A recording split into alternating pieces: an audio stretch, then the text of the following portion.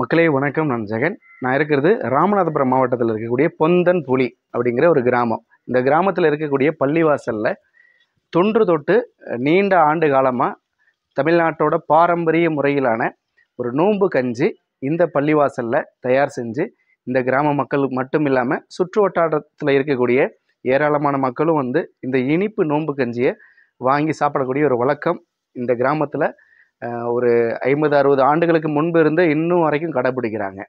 அதாவது முன்பு வந்து கருப்பட்டியை மட்டும் இனிப்பாக சேர்த்து இனிப்பு கஞ்சா, கருப்பட்டி கஞ்சா இந்த பள்ளிவாசலில் இந்த நோன்பு அந்த பெருநாளில் தொடர்ந்து செய்யப்பட்டு வந்தது. அப்புறம் கருப்பட்டியோட விலை ஏற்றதுனால இன்னைக்கு மண்டை வெல்லம், நாட்டு சர்க்கரையில் இந்த இனிப்பு கஞ்சியை தயார் செய்யக்கூடிய வழக்கத்தை இந்த கிராம மக்களும் இந்த பள்ளிவாசலும் தொண்டு தொட்டு கடைபிடிச்சிட்டு வர்றாங்க.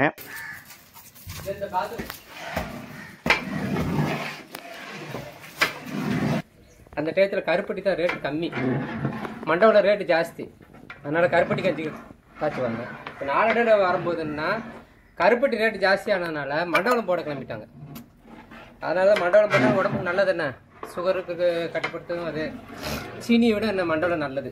இப்போ இந்த நோம்பு கஞ்சியில் நீங்கள் சேர்க்கக்கூடியது என்னென்னா, அதான் ஃபஸ்ட்டு வந்துட்டு ஏலக்காய், பட்டை, கிராம்பு இதெல்லாம் போட்டு ஒரு லிட்ரு ரீஃபைண்ட் ஆயில் ஊற்றி ஏலக்காய், பட்டை, கிராம்பு போட்டு எல்லாம் நல்லா வதக்கிடுவோம். வதக்கிக்கிட்டு அப்படியே வந்துட்டு கொஞ்சோண்டு வெங்காயத்தை போட்டு தாளித்து அப்படியே தண்ணி ஊற்றிடுவோம்னே. ஒரு படிக்கு ஒரு குடம் கணக்கு தண்ணி ஊற்றி செய்வோம். போட்டுட்டு தண்ணி நல்லா கொதி வந்த உடனே இஞ்சி பூண்டு பேஸ்ட்டு, வெந்தயம், அந்த பாசிப்பருப்பு எல்லாத்தையும் போட்டுட்டு அப்படியே அரிசி போட்டுருவோம்.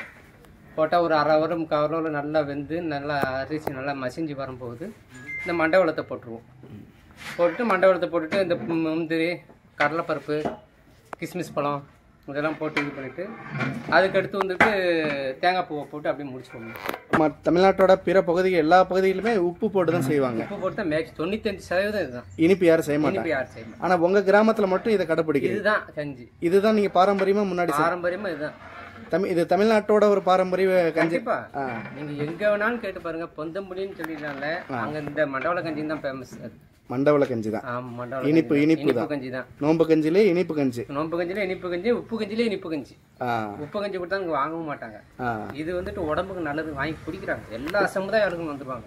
கிட்டத்தட்ட ஒரு 200 இருந்து 250 பேர் டெய்லி வாங்கிட்டு போயிருவாங்க. அப்ப இஸ்லாமியர்கள் வந்து தமிழ்நாட்டுல தொடக்க காலத்துல வந்து இந்த இனிப்பு கஞ்சி தான் பயன்படுத்தி. ஆமாண்ணே, உண்மைண்ணே. அது வந்துட்டு இனிப்பு கஞ்சி தான். அந்த அதான் சொல்லல, கருப்பட்டி கஞ்சின்னு குடிச்சாங்க முன்ன. இந்த மெத்தடை பச்சரிசி போட்டு எல்லாமே செஞ்சிருவாங்க. கடைசியில் வந்துக்கிட்டு உப்பு கஞ்சி குடிக்க மாட்டாங்க. அந்த நேரத்தில் 2 படி உப்பு கஞ்சி செஞ்சு நோம்பாளிகளுக்கு மட்டும் வச்சிருப்பாங்க. மற்றபடி கருப்பட்டி கஞ்சி தான். ஊர்போல நம்ம பெருநாள் எடுத்தோன்னா ஒரு 4-5 சட்டி 7-8 சட்டின்னு காய்ச்சுவாங்க.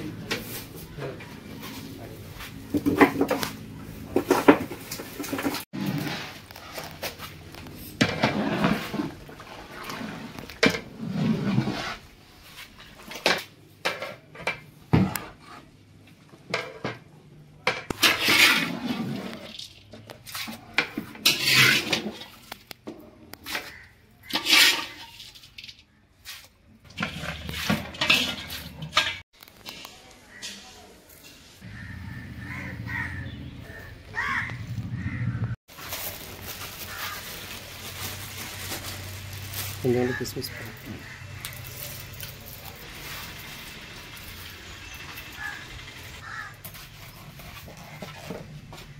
அப்படி இந்த கஞ்சி அப்படியே மசிது பாருங்க. ஒரு 10 நிமிஷம் தம்மில் வச்சுருக்கேன். 10 நிமிஷம்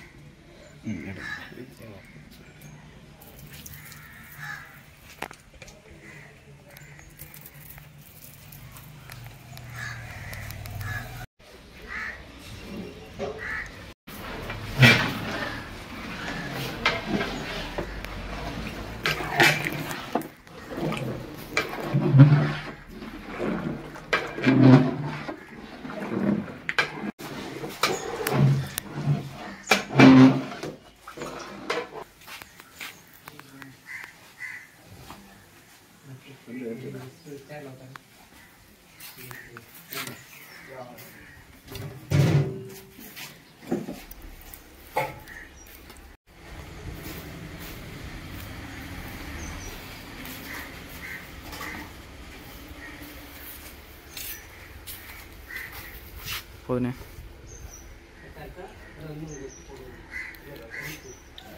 இனிப்பு டல்லாக இருந்துச்சுன்னா கொஞ்சம் உப்பு போடணும். உப்பு போட்டால் வேண்டி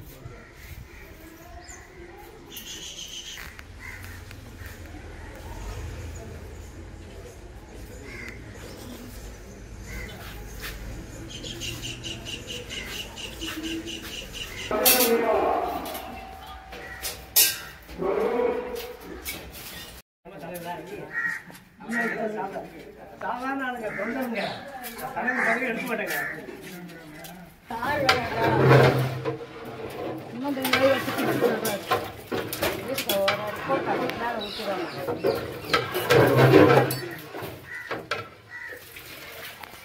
நிறைய நிறைய ஊற்றி விட்டுருங்க. ஊற்றி